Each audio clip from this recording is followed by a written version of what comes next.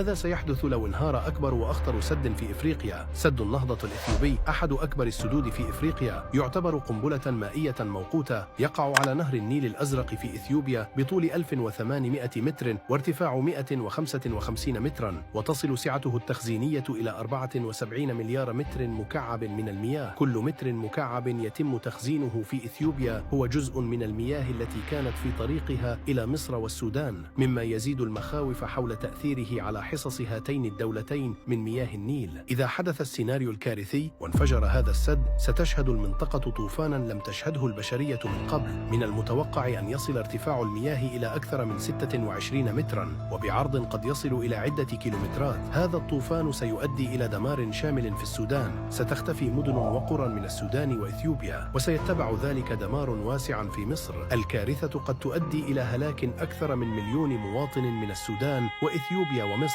وهنا يبقى السؤال الأخطر: إذا كان انهيار السد بهذا الحجم من الدمار، فمن يتحمل المسؤولية؟ وهل كانت إسرائيل فقط تراقب من بعيد، أم أنها كانت حاضرة من البداية؟